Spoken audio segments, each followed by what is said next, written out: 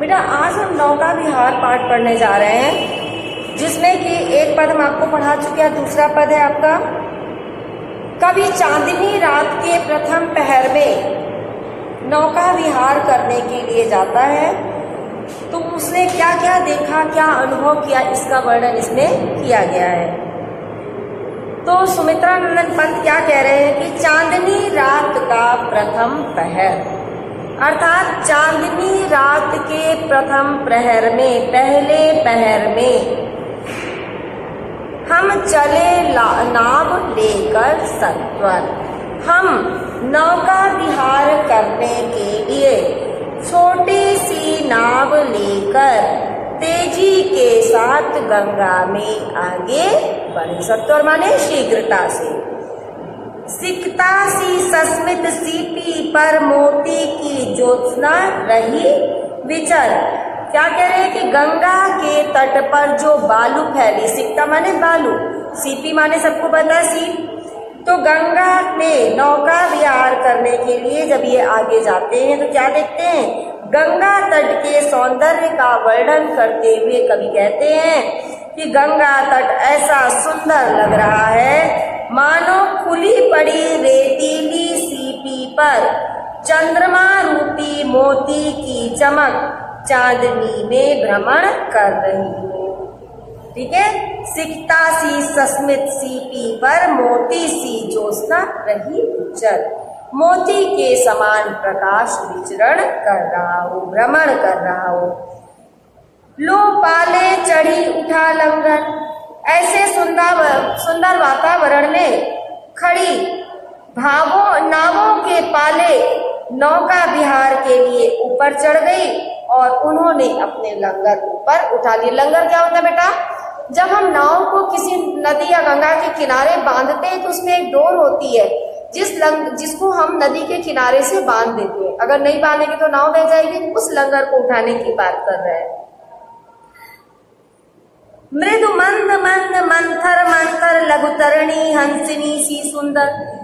तो कहने का क्या अभिप्राय है कि जब ये नौका विहार के लिए गंगा तट पर खुले हुए खुशी से जा रहे हैं, खुली नावों से लंगर उठाते हैं तो छोटी छोटी नावें पाल रूपी पंख खोल करके सुंदर हंसनियों के समान उड़ती हुई दिखाई देती है। धीमी धीमी गति से गंगा में तैरने लगती है। तिर रही खोल पालों के बल, बताया ना, पालों के परों को खोल करके गंगा में तैर रही है। निश्चल जल के सुचि दर्पण पर बिंबित हो रहा रजत पुलिन निर्भर। इससे क्या लग रहा है, धीमी धीमी गति से गंगा में तैरती है जब नावें, तो लगता क्या है कि गंगा का जल शांत और निश्चल है, जो दर्पण के समान सुंदर लग रहा है, शोभा से युक्त लग रहा है। दोहरे ऊंचे लगते क्षण भर काला काकर का राजभवन सोया जल में निश्चित प्रमन पलकों पर वैभव स्वप्न सघन। तो कह रहे उस जल रूपी स्वच्छ दर्पण में चांदनी से नहाया रेतीला प्रतिबिंब होकर दोगुने परिमाण में प्रकट हो रहा है, दुगना ऊंचा दिखाई दे रहा है। गंगा जल पर शोभित काला काकर का राजभवन प्रतिबिंबित गंगा जल में झलक रहा है। जो काला काकर का राजभवन है उसका प्रतिबिंब गंगा जल पर पड़ रहा है और ऐसा लग रहा है कि राजभवन गंगा जल रूपी शैया पर निश्चित होकर सो रहा है और उसकी झुकी पलकों पर अनेक शांत मन में अनेक वैभव रूपी सपने तैर रहे हैं। दूसरा आपका इसके बाद तीसरे नंबर पे है, नौका से उठती जल हिलोर हिल पड़ते नभ के ओर छोर। ओर छोर माने कोना कोना, दोनों कोने। विस्फारित नयनों से निश्चित कुछ खोज रहे चलता रक्तदल, ज्योतित कर रहा जल का अंतस्थल, जिसके लघु दीपों में चंचल अंचल की ओट किए अविरल फिरती लहरें लुक छिप पल पल, सामने शुक्र की छवि झलमल। शुक्र तारा है बेटा, ये ग्रह है। पैतरी परी सी जल में कल रूपहले कचों में हो ओझल। कच माने बाल होता है बेटा, केश। लहरों के घूंघट से झुक झुक दशमी का शशि निज तिर्यक मुख दिखलाता मुग्ध सा रुक रुक। तो क्या कह रहे हैं कि जब नौका उठती हुई जल हिलोरों में आगे बढ़ती है, पंत जी कह रहे हैं कि नौका उठती जल हिलोरों में जब हिलती है तो कैसा लग रहा है कि जैसे आकाश से पृथ्वी तक ओर छोर हिलने लगा है, हिल रहा है।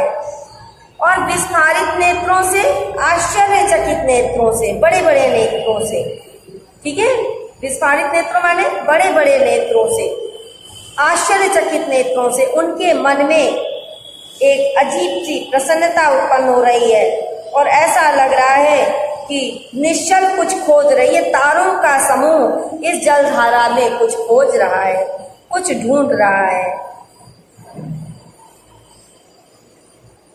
ज्योतित कर जल का अंतस्थल, और क्या कह रहे हैं कि प्रकाशित करके, अंतस्थल माने हृदय स्थल को, तो हृदय स्थल को प्रकाशित करके जिनके लघु दीपों के चंचल, कह रहे जिनके छोटे छोटे दीपों के चंचल आंचल की ओट किए अविरल। ऐसा प्रतीत हो रहा है कि आंचल की ओट से झलक रहे हैं। जिनके लघु फिरती लहरें लुक छिप पल पल, और जो लहरें चल रही हैं पल पल लुकती छिपती हुई चल रही, कभी कह रही है सामने दिखाई देती हैं और कभी ऐसा लग रहा है कि वो छिप जा रही हैं।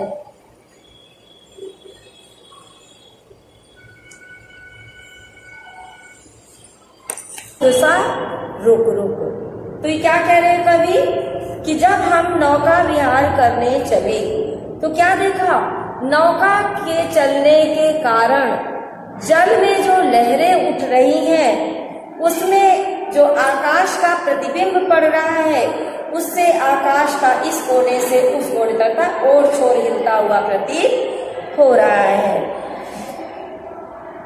विस्फारित नयनों से मतलब विस्फारित आश्चर्यचकित विस्फुटित नेत्रों से, तो कह रहे हैं कि विस्फारित नेत्रों से जो उसमें तारों की परछाई दिख रही है, गंगा जल के शांत हो जाने पर जो उसमें प्रतिबिंब तारों की परछाई सी प्रतीत हो रही है, जो प्रतिबिंब पड़ रहा है, जो तारों की छाया पड़ रही है, वो ऐसा लग रहा है मानो तारे जल के अंदर कुछ खोज रहे हैं।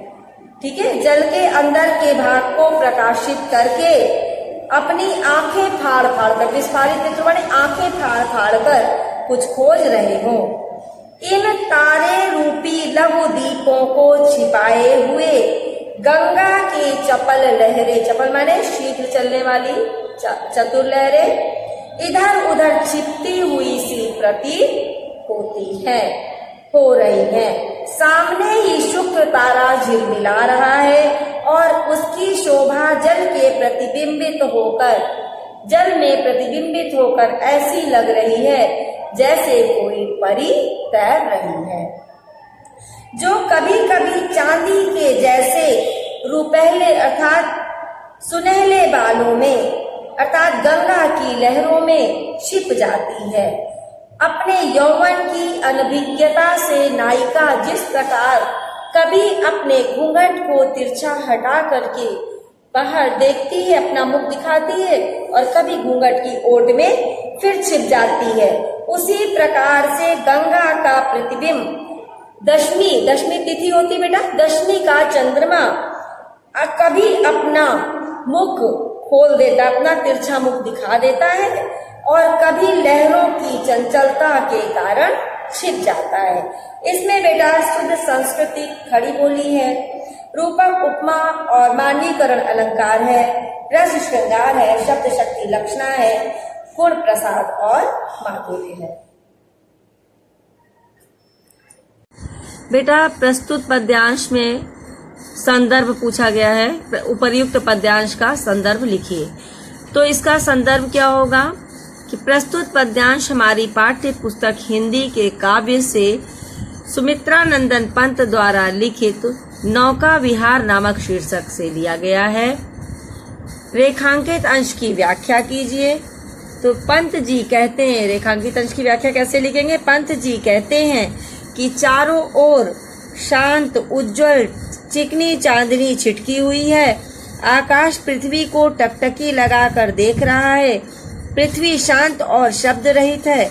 ऐसे मनोहर और शांत वातावरण में गर्मी के कारण पतली और क्षीण धारा वाली गंगा बालू के बीच मंद मंद बहती हुई ऐसी प्रतीत हो रही है मानो कोई फुर्तीली दुबले पतले शरीर वाली युवती दूध जैसी शैया पर गर्मी से व्याकुल होकर थकी मुरझाई और शांत बैठी हुई है, लेटी हुई है।